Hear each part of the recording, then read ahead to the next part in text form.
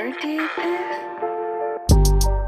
don't need no one to save me. I was born to be the greatest. All that time in that basement, all that time isn't wasted. Rapping getting faded. I just wanna tell my mom that I made it. Just wanna be the topic of the conversation. Used to rock the gold plated. Now I'm wearing gold chains like I'm famous. The conversation, but I'll actually start with you, on TaylorMade. So do you believe that there's different tiers to this Passport Bro movement? And if you don't, should there be tiers? Hold on one second. I got to change glasses because sometimes this light hurts my eyes. Oh yeah, no worries, man. Take your time. Yeah, I ain't trying to be cool, y'all, but my eyes are bothering me. Don't worry about it, man. I don't know about tiers because I've been traveling since the 80s. That was before everybody on this panel was probably even born. My first place I hit was St. Thomas in 1986. I was in the military, and I continued to travel even when during the time I was in the military, going on vacation, even after I got out. And you got a lot of other older cats who've been doing it for a long time too. Mm-hmm. But I think with the new generation, especially, I would say within the last 12 years, you've seen a strong influx of young brothers traveling. And I just think it just picked up speed. Because the old cats, man, we were all settling in there, man. You got expats that have been living in countries for 20 years. But I think with the changing of social media, I think with the new mindset, and I'm happy to see young brothers travel like that, man. It just does my heart well. I think they just, somebody just had to label it because, like I said, man, it's just so strong an influx. And we're talking about brothers traveling, not because they're in the military. Like a lot of us started out our traveling from the military, and not because, going overseas trying to get a job. But a lot of brothers, man, especially within the last, I would say 6 years, becoming influencers. You got brothers like O'Shea, Ace, who's been in the game for a minute themselves. I think with all the brothers coming after that, it just caught fire, and somebody had to give it a name.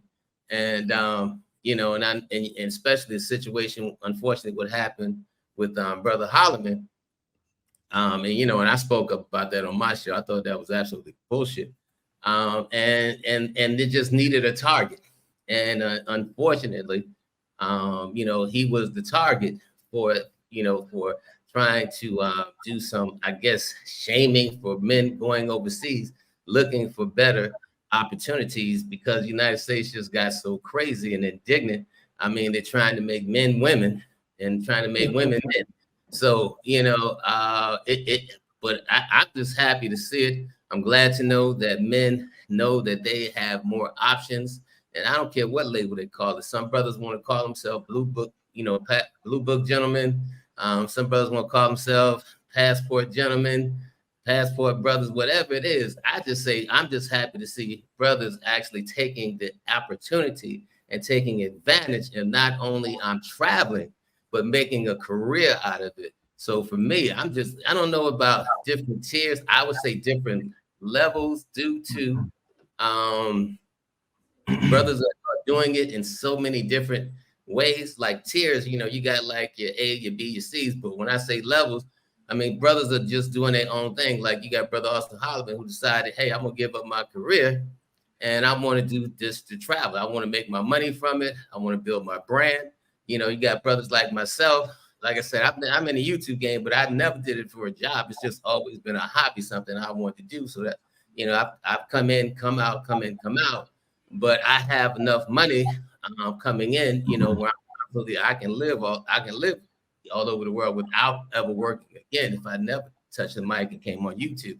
And you got brothers like O'Shea who gave up a career. He went to school even in Poland, went to medical school in Poland. But the YouTube game got so big and so good for him. He set up a also in Uganda, and he's doing his thing there. So I said there's different levels, not so much different tiers, because you got brothers doing it in so many different ways and building their platforms. And then you got the brothers who don't do no YouTube, don't do anything. They just travel, but stay under the radar. Because I met brothers like that. When they see me, they were like, Russ, I said, no problem. I know you want to stay under the radar. So, man, but I'm just happy to see Black men traveling and enjoying life, because we're used to seeing other people doing it, other communities do it. So, like I said, once Black people start doing something, it's always got to get labeled, because, you know, we just put that swag on it. That's all. It's just as simple as that. We just put that swag on it. Man, an excellent answer, you know. And I think, actually, you know what, before I respond, Austin, let me hear your take on this. Do you think that there are different tiers to this Passport Bro movement? I would agree with what he was saying, but I think it's somewhat of tiers, because you have somebody like me that's an expat. I haven't been back in 16 months now, and then you have a weekend traveler, and then you have a part-time expat, somebody that's in and out of the country for 3 to 6 months. But I mean, they might all have different mindsets. So is that what you're getting at by tiers or levels? Is the mindset, or just yeah? So I mean, all of it combined into one. So it could be like however you want to look at it. You can explain it from your point of view. So if you want to say like, if it's from a mindset standpoint, that's cool. Just break it down. When I ask the question, what is your thought process? My thought process is an expat now, is what you're saying. I'm sorry, say that one more time. You said my thought process is an expat right now. Yeah, so what I'm asking is like, as far as with the tiers, right? So with, you said mindset. So I'm saying you can say mindset, you can elaborate however you want. However, it's open for your interpretation. That's essentially what I'm getting at. Well, I guess the mindset now is that for me as an expat living abroad, it's more about me finding myself and seeing where do I fit in the most, rather than taking a vacation and just experiencing these places for 2 weeks. I guess is the mindset. I'm going to places to learn how to be adaptable in other places. Okay, fair enough. Definitely appreciate that.